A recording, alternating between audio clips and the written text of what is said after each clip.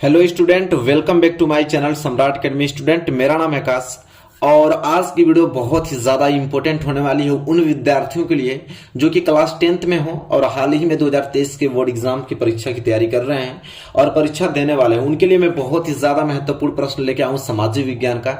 यहाँ से प्रश्न जरूर आपको देखने को मिलेगा और जितने भी प्रश्न अगर बताता हूँ, अगर उतना प्रश्न अगर तैयार कर लेते हैं तो बहुत ही अच्छा परसेंटेज आप 95 मार्क्स से अच्छा अचीव कर पाओगे। ठीक है, लेकिन हाँ, हालांकि सारे आपके क्वेश्चंस आपको तैयार होने चाहिए क्योंकि मोस्ट इंपोर्टेंट क्वेश्चंस कराए जा रहे हैं जो कि एग्जाम में लगातार पूछे जा रहे हैं। जैसे हम पहला प्रश्न देखिए, यह प्रश्न 2022 के कई शिफ्टों में प्रश्न पूछा गया था कि भारतीय कृषि के कोई 3 लक्षण या विशेषताएं लिखिए। यह जो क्वेश्चन है बहुत ज्यादा इंपॉर्टेंट है, पूछता है कि जो भारतीय कृषि है कोई 3 उसकी विशेषताएं बताइए, कोई 3 उसके लक्षण बताइए। कभी कभी लक्षण दे देता है, कभी कभी विशेषताएं दे देता है, ताकि कंफ्यूज ना होइएगा। लक्षण पूछे, विशेषताएं पूछे, वही आपको लिखना है। तो कोई 3 बताना है। तो उत्तर में लिखेंगे हम लोग कि भारतीय कृषि की विशेषताएं निम्नलिखित हैं। कौन कौन सी? तो पहली जो विशेषता है वह है कि भारत के अधिकतर भाग सिंचाई के लिए मानसून पर निर्भर करते हैं। बिल्कुल सही बात है। भारत के बहुत ऐसे जगह हैं जहां पे सिंचाई के लिए वो सभी लोग मानसून पे टिके हुए हैं कि मानसून अगर बारिश होगी तो वहां पे हम लोग रुपाई करेंगे। ठीक है, तो मानसून पे टिके हुए हैं कि मानसून जैसे जैसे बदलता है उस प्रकार की फसल वहां पे उगाई जाती है। तो कह रहा है कि भारत के अधिकतर भाग सिंचाई के लिए मानसून पर निर्भर है। भारत के जोते गए क्षेत्र केवल 1/3 क्षेत्र में सिंचाई सुनिश्चित है। कह रहा है कि भारत में जितने भी खेत अगर जोते गए हैं वहां के केवल 1/3 ऐसे क्षेत्र हैं जहां पे सिंचाई क्या हुई है, सुनिश्चित है। ठीक है, और दूसरा यहाँ पे विशेषता यह, पहली विशेषता आपको समझ में आ गई। दूसरी विशेषता यह है कि भारतीय कृषि की जो प्रवृत्ति है अधिकांशतः जीविका निर्वाह कृषि है। भारतीय कृषि की जो भी हम लोग भारत में कृषि की जाती है वो जीविका के लिए निर्वाह करते हैं। जैसे हम लोग कोई भी कृषि, गेहूं हुआ, चावल हुआ, उत्पादन करते हैं, वो हमारे जीविका के लिए निर्वाह होती है क्योंकि उससे हम लोग खाते हैं, जीवित रहते हैं। ठीक है, तो ये कह रहा है कि भारतीय कृषि की प्रवृत्ति जो है ना अधिकांशतः जीविका निर्वाह कृषि है। और ये दूसरी विशेषता हुई। तीसरी विशेषता यह है भारतीय कृषि की कि लगातार बढ़ती हुई जनसंख्या के कारण भूमि की प्रति हेक्टेयर उपलब्धता कम होती है तथा जोतें बिखरी हुई होती हैं। कह रहा है कि लगातार जितना जनसंख्या बढ़ रहा है उसके अनुसार देखा जाए तो हम लोग की जो फसल है, ठीक है, वो थोड़ी कम है।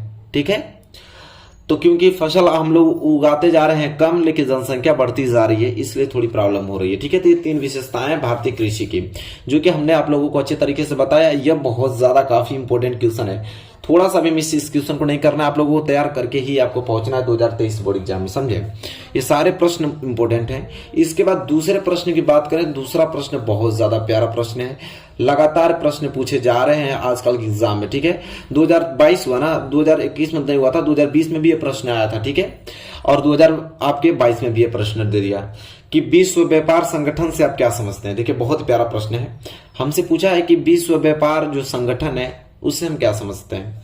चलिए जानते हैं उत्तर के माध्यम से कि विश्व व्यापार संगठन एक अंतर्राष्ट्रीय संगठन है। कह रहा है कि जो विश्व व्यापार का संगठन है वो एक अंतर्राष्ट्रीय संगठन है जो 2 देशों के बीच व्यापार के वैश्विक नियमों का पालन करता है। कह रहा है कि विश्व व्यापार जो होता है ना वो 2 देशों के मध्य होता है और जो देशों के मध्य कोई व्यापार होता है उनके नियम कानून भी होते हैं, उसको पालन करता है। कह रहा है कि इसका मुख्य कार्य यह सुनिश्चित करना है कि व्यापार जो है आसानी से, अनुमानित रूप से और जितना संभव हो उतना स्वतंत्र रूप से हो। इसने भारत के विदेशी व्यापार और निवेश के उदारीकरण का समर्थन किया है। विकसित देशों की पहल पर विश्व व्यापार संगठन शुरू हुआ था। कह रहा है कि जो विश्व व्यापार संगठन यहाँ पे बताया जा रहा है वो विश्व व्यापार संगठन यह है कि 2 देशों के मध्य आयात और निर्यात के बारे में बात किया गया है कि जैसे 2 देशों के मध्य कोई भी अगर सामान हमारे यहाँ ज्यादा है, कहीं देशों में कम है तो वहां मैं पहुंचा सकूं, मेरे देश में कम है तो वहां से मैं ला सकूं, उसके लिए एक नियम कानून व्यवस्था बताया गया है। ठीक है, बनाया गया है, उस नियम से आदमी चलता है। कह रहा है कि व्यापार आसानी से, अनुमानित रूप से और जितना संभव हो उतना स्वतंत्र रूप से हो। ठीक है, इसके लिए यह विश्व व्यापार संगठन बनाया गया है। एक संगठन का निर्माण किया गया है कि व्यापार आसानी से हो सके, जिनकी जहां कमी हो वहां की पूर्ति की जाए और नियम कानून के तहत बनाया गया है। ठीक है, तो यह है आपका विश्व व्यापार संगठन। ठीक है, आई होप क्लियर हो गया, पूरा का पूरा आपको उत्तर दिख रहा होगा इस समय। आप स्क्रीनशॉट ले सकते हैं या तो वीडियो को डाउनलोड कर लीजिए, आराम से नोट कर लीजिएगा। ठीक है, तो कह रहा है कि विश्व व्यापार संगठन शुरू हुआ था। ठीक है, दो कुछ लाइन और इसमें बाकी है जो कि मैं ऐड करना चाहूंगा यहाँ पे, कि इसका उद्देश्य जो है ना अंतर्राष्ट्रीय व्यापार का उदारीकरण करना है और यह सुनिश्चित करना है कि उसके सदस्य अपने नियमों का पालन करते हैं। ठीक है, कह रहा है कि जो भी यहाँ पे नियम बनाए गए हैं व्यापार संगठन के, उस सारे नियम को वहां पे जितने भी सदस्य उस विश्व व्यापार संगठन के, सब उस नियमों का पालन करते हैं। ठीक है, चलिए, और यह प्रश्न दूसरा था जो कि बहुत ज्यादा इंपॉर्टेंट था। चलिए अब प्रश्न नंबर तीसरा देखते हैं। देखिए प्रश्न नंबर तीसरा बहुत ही प्यारा प्रश्न है। क्या है कि वर्ष 1929 में होने वाली आर्थिक महामंदी के दो कारण लिखिए। वर्ष 1929 में बहुत बड़ी महामंदी आई थी, उसी के कारण पूछ रहा है। ठीक है, कोई दो कारण पूछ रहा है, चलिए बताते हैं उत्तर के माध्यम से। मोस्ट इंपोर्टेंट क्वेश्चन यह है। पहला कारण यह है, हेडिंग आपको डालना है पहला कारण। कह रहा है कि कृषि उत्पादन की अधिकता की समस्या का बने रहना था। कह रहा था कि जो उस समय महामंदी आई थी उसका पहला मेन कारण था कि जो कृषि उत्पादन की अधिकता की समस्या का बने रहना था और इससे कृषि उत्पादों का मूल्य घट गया। ठीक है, कह रहा है कि बहुत ही ज्यादा अधिक मात्रा में कृषि उत्पन्न हुई तो उससे कृषि का जो मूल्य हुआ, जैसे गेहूं है, गेहूं अगर कम हमारे पास है तो उसको महंगा बेचा जाएगा, अगर ज्यादा गेहूं हो जाएगा तो उसका मूल्य घट जाएगा। वही कंडीशन था वहां पे। किसान ने अपनी संपूर्ण आय को बनाए रखने के लिए उत्पादन का विकास करने का प्रयास किया, इससे स्थिति क्या हो गई, खराब हो गई तथा कृषि उत्पादों का मूल्य और भी गिर गया। कह रहे हैं कि जैसे सभी लोग अपना धन इकट्ठा करने के लिए, जैसे कोई 5 रुपया में चावल, 5 रुपया किलो चावल बेच रहा था, तो कोई अपना धन इकट्ठा करने के लिए 2 रुपया किलो ही चावल बेचने शुरू कर दिया, तो इस तरह रेट बहुत ही ज्यादा गिर गया। ये पहला कारण था महामंदी का। ठीक है, चलिए इसके बाद दूसरा कारण की बात करें तो दूसरा कारण क्या था, तो दूसरा कारण था कि 1920 के दशक के मध्य में बहुत से देशों ने अमेरिका से कर्ज लेकर अपनी निवेश संबंधी आवश्यकताओं को पूरा किया था। कह रहा था कि जो महामंदी हुई, महामंदी तो 1929 में हुई, लेकिन 1920 के दशक में बहुत से देशों ने अमेरिका से कर्जा लेकर अपना निवेश वहां पे आवश्यकताओं को पूरा किया था, जो भी उनकी कमी थी 1920 में। और महामंदी हो गई 1929 में, 9 साल बाद। फिर क्या हुआ कि जो अमेरिका ने कर्ज दिया था वो वापस लेना शुरू किया। देखिए लिखा है कि अमेरिकी पूंजीवादियों ने यूरोपीय देशों को ऋण देना बंद कर दिया, क्योंकि पहले से ही उन्होंने इतना ऋण दिया था, ऋण देना बंद कर दिया और इससे यूरोप में कुछ प्रमुख बैंक जो है धराशायी हो गए और मुद्रा का पतन हो गया, जैसे आपका स्टर्लिंग था वहां पे। तो इस प्रकार दूसरा कारण था कि 1920 में बहुत लोगों ने कर्जा लिया था अमेरिका से और वो क्या किया कि 1900 जब महामंदी आई तो उसमें ऋण देना बंद कर दिया, क्योंकि आदमी जानता था कि महामंदी आ गया, मैं ऋण दूंगा तो वापस दे नहीं पाएंगे, इसलिए वहां पे और कंडीशंस खराब हो गई। तो दो कारण हमने आप लोगों को 1929 में जो महामंदी हुई थी, दो कारण हमने आप लोगों को बताया और इसको अच्छे से नोट कर लीजिए। प्रश्न आपके बोर्ड एग्जाम में 2023 में पूछे जाएंगे और ये सारे प्रश्न इंपॉर्टेंट है, सभी को तैयार करके आपको रखना है रेडी एकदम। चलिए अगला प्रश्न देखिए। अगला प्रश्न छोटा ही प्रश्न है लेकिन बहुत लगातार प्रश्न पूछा जाता है कि फ्रांस की क्रांति से संबंधित किन्हीं 2 दार्शनिकों के नाम लिखिए।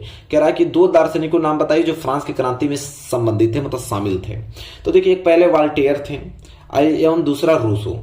ये जो 2 लोग थे फ्रांस की क्रांति से संबंधित हैं, वाल्टेयर और रूसो। तो ये दोनों लोगों का नाम आपको याद होना चाहिए बिल्कुल भी, वाल्टेयर और रूसो।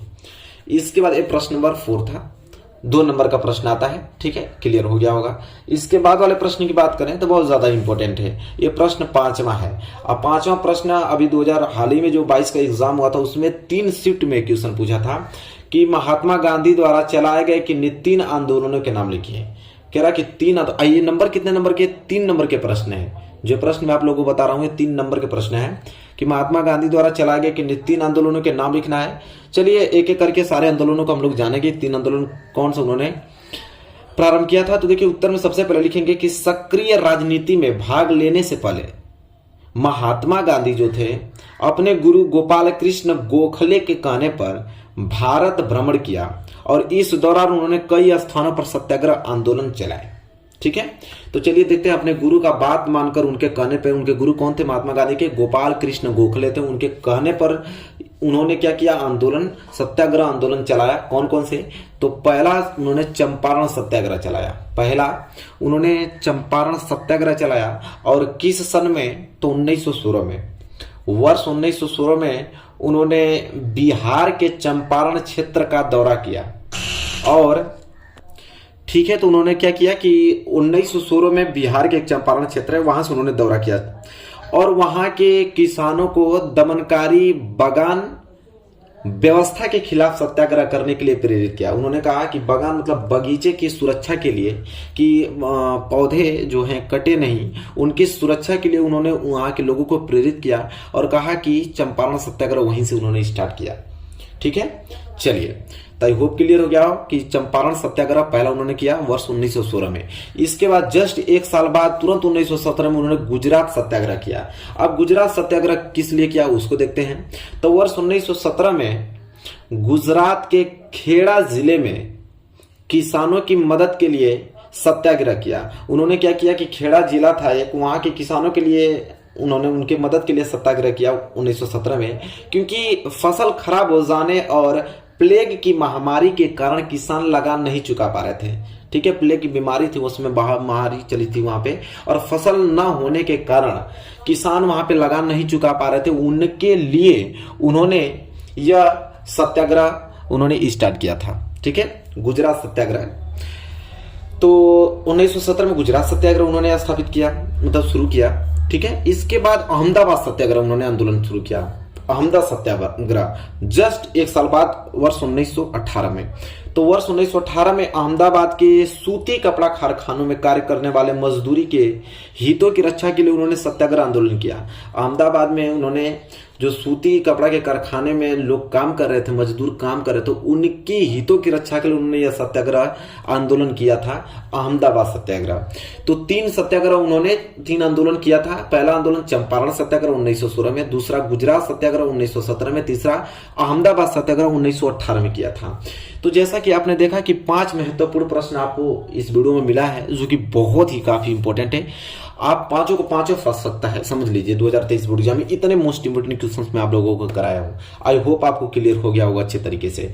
वीडियो कैसी लगी बताइए। वीडियो अच्छी लगी तो प्लीज लाइक कीजिएगा, और चैनल पर नए हैं तो चैनल को सब्सक्राइब करके बेल आइकन को प्रेस कर लीजिएगा। मिलेंगे एक प्यारा से नेक्स्ट वीडियो में, तब तक के लिए धन्यवाद।